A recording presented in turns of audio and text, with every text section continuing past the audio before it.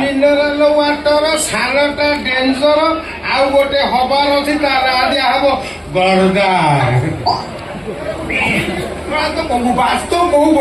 ମତେ ସାମ୍ନା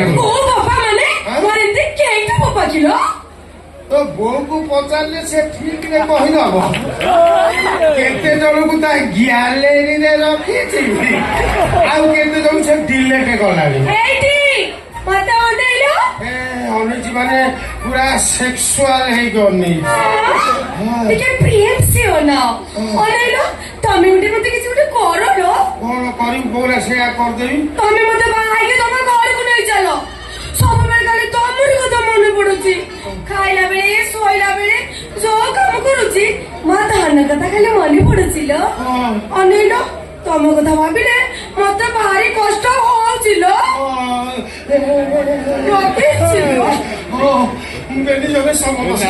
ତମର ଯୋଉ ଦଶା ହଉଛି ସେଇ ଦଶା ହେଇଛି।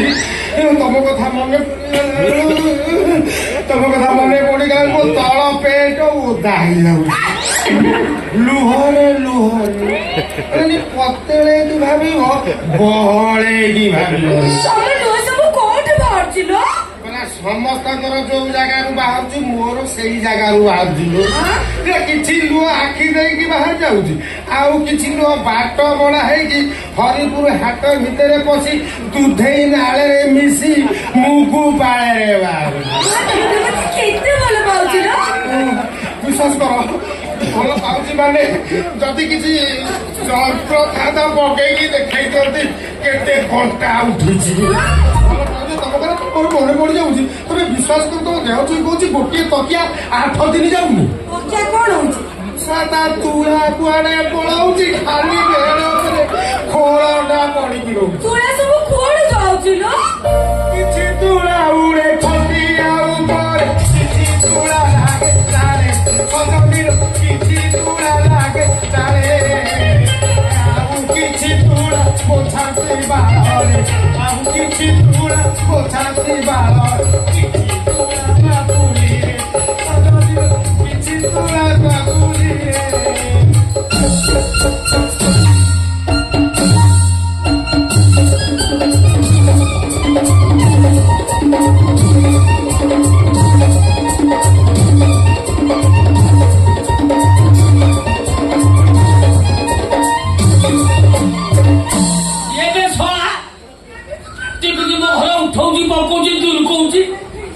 ନାଚ ଆଖড়ା ସାରା ଭାବିଛୁ ନା କଣ? କିଏ ବେ ତୁ?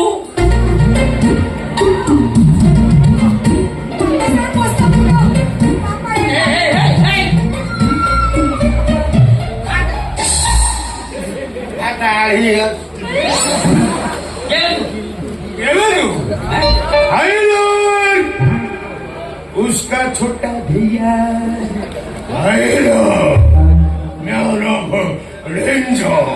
ତତେ କୋଉଠି ଦେଖିଲା ଭଳିଆ ମନେ ହଉଛି? ଦେଖିଥିବ ଆମେ କଣ ଲୋକାଲ ଫିଗର ଆମେ ନ୍ୟାସନାଲ ଫିଗର ଭଲ ଆମେ ଦେଖିଥିବ। ଦେଖିଥିବ ଆମ ଭାରତ ପ୍ରଧାନମନ୍ତ୍ରୀ ସ୍ୱର୍ଗୀୟ ଇନ୍ଦିରା ଗାନ୍ଧୀ ତାଙ୍କରି ମର୍ଡର କେସରେ ମୁଁ ପେପରରେ ବାହାରୁଥିଲି ଫ୍ରଣ୍ଟ ପେପରରେ ଖାଲି କଣ ସେତିକି ଏ ନିକଟରେ ମାନେ ଇରାକର ରାଷ୍ଟ୍ରପତି ସେ ବିମାନ ଦୁର୍ଘଟଣା ମରିଗଲେ ସେଇ କେସରେ ମୁଁ ଆଜ ତକ ଟିଭିରେ ବାହାରୁଛି समाचार। ये भाईदर भाई भाईदर ये दो ना तारो डान हाथ यारो ये लंबा यार ये लंबा बेल तू के मिल जाएगा तेली रात रे मते वीडियो कॉल देखौ जंती ये लंबा बापा। हां मु जूम करके देखे आज बुधवार आइशा बात दिथर देखे लंबा उचाले भलिया नो पॉकेट छुरी रे हे तू सेई ना रे हे तमे सेई ना तमे हमु गोली रानी गइता मथुर भी जाना या बिकु भाई तू कोन मो बापा को चिनिछु किछि माने तो जाइजे सब तो बापा रे बोल 20 वर्ष तल भावरा ये जाइजे सब 20 वर्ष तल ये बापा बिकु भाई रे केते स्मरण शक्ति देखुछु 20 वर्ष तो एकदम से मने रखिथिला 20 वर्ष तल ये तो 20 वर्ष 200 वर्ष तल तो बापा दिबो देखबो कि धारा चकास कर चिनी हम संपर्क सेमिति ना मो बापा तो मो हाथ जोड़ से संपर्क कथा मने पकाना से संपर्क कथा मने को मो दियो उलुसी ଉଲୁସି ଯାଉ ଉଲୁସିବ ଶୀତେଇବ ଝିମଝିମି ହବ କାରଣ ଆମର ଯାଇଥାଏ ସମ୍ପର୍କ ନା।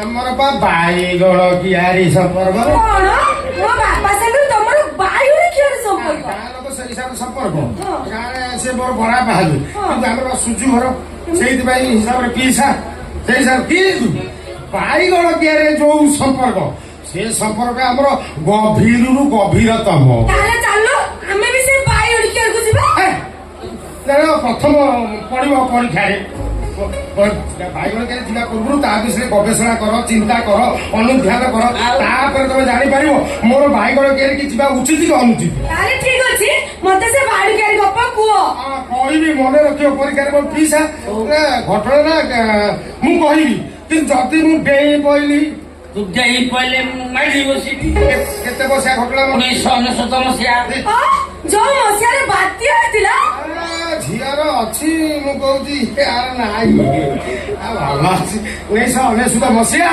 ଡିସେମ୍ବର ମାସ ବିଶ୍ୱାସ କର ସେଇ ବର୍ଷ ବାତ୍ୟା ହେଇଥାଏ ବୋଲି ପ୍ରବଳ ଶୀତ ହାଡ଼ ଭଙ୍ଗା ଶୀତ ଲୋକ ଘରୁ ବାହାରୁନାହାନ୍ତି କିନ୍ତୁ ପ୍ରବଳ ବାଇଗଣ ଫଳିଥାଏ ଭଲ ରେଟ୍ ଥାଏ ଆମେ ପିସା ପୁତରା କଥାବାର୍ତ୍ତା କଣ କାମ ତାକୁ ବାଇଗଣ ନେଇକି ବିକିବା ଆମେ ଦି ଜଣଙ୍କ ପିସା ପୁତରା ଯାଇକି ବାଇଗଣ କିଆରେ ପହଞ୍ଚିଲୁ ତା ପାଖରେ ପହଞ୍ଚିଲା ପରେ ତ ବାପା ଲୁଗା ଖୋଲିଦେଲା ମୁଁ ପେଟ ଖୋଲିଲି ଆସ୍ତେ ଆସ୍ତେ ବାଇଗଣ କିଆରେ ପଶିଲୁ ତ ବାପା ଦେହ ସାରା ରକ୍ତ ମୋ ଦେହ ସାରା ରକ୍ତ ମାଲୋ ଭାରି କଷ୍ଟ ହେଇଥିବ ତ ରକ୍ତ କାଇଁ ବାହାରିଲା ଘଣ୍ଟା ଖାଲି ଖେଞ୍ଚି ହେଇଗଲା ଥୋଡି ହେଇଗଲା ରାମ୍ପି ଦେଲା ସବୁ ରକ୍ତ ଆଉ କେତେ ବାଇଗଣ ଏମିତି ହେଇଥିଲା କି କେତେ କି କେତେ ଏକରେ 1.5 ଏକର ଖଣ୍ଡେ ହବ ବିରାଟ ବଡ କିଆରି ବାଇଗଣ ସେମିତି ଫଳିଥାଏ ଲମ୍ବା ଗୋଲେଇ ଜାଳା ନେତା ପେଣ୍ଠା ଲୋ ବାପ ପ୍ରବଳ ବାଇଗଣ ହେଇଥାଏ ଆମର ତ ଲୋକ ଆମେ ତାକୁ ବାଇଗଣ ଚୋରି କରିବୁ ଆମେ ତ ଉଦ୍ୟତ ହଉଛି ଶଳା ବେড়ା ତା ଖରାପ ଏତିକି ବେଲେ ସେ ସାଇ ରାଣ୍ଡି ଦିନା ଆଉ ବାଡ଼ିପଟ କବାଟାକୁ ଖୋଲିଦେଲା ଏ କବାଟ କଣ ଖାଲି ଖୋଲିଲା କବାଟ ଖୋଲି ଲାଇଟ୍ ଦେଇକି ଆମରି ଆଡକୁ ମାଡ଼ି ଆସିଥିଲା କେଡେ ବୋକା ତମେ ଏଠୁ ପଳେଇ ନ ଯାଇ ରହିଥିଲ କାହିଁକି ମୁଁ ଭାବିଲି ଦିନା ମୋର ଡାଇବେଟିସ୍ ସେ ଘଣ୍ଟା ଘଣ୍ଟା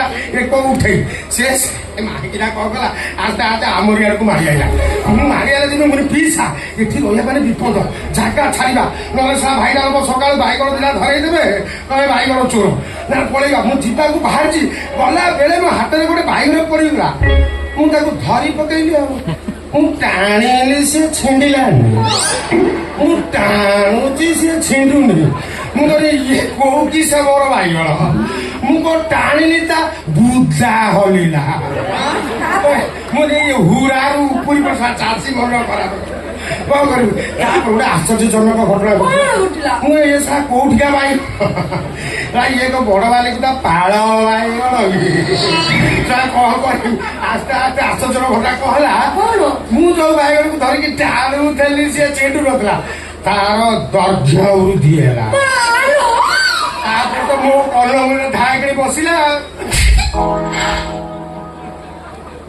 ମତେ ଶିଖେଇକିରି ବାଇଗଣ ଚୋରି କରିବାକୁ ମୋର ଅବସ୍ଥା 8 ଦିନ ସଜା ଯାଏ ମା ଛାଡିକିରି ମତେ ତା ବାପ ଘରକୁ ପଳେଇଲା ବୁଢା ବାଇଗଣଟା ପଡିଯାଇଥିଲା ତ ଗୋଡ ଧରୁଛି ସେ କଥା ମନେ ପକେଇଲା ତୁ ଘରକୁ ମୁଁ ଘରକୁ ଛିପି କିନ୍ତୁ ପିଇସା ମୁଁ ସେଇଦିନ ଭାବୁଛି ମୁଁ ମନରେ ଗୋଟେ ଅବଶୋଷ ରହିଗଲା କଣ ଔଷଧ ମୁଁ ଯୋଉ ବାଇଗଣଟାକୁ ଧରି ପକେଇକି ଟାଣୁଥିଲି ସେ ଛିଣ୍ଡୁ ନଥିଲା ସେଟା କୋଉ କିସ ବର୍ଷା ଦେଶୀ ନା ହାଇବ୍ରିଡ ଓ ମା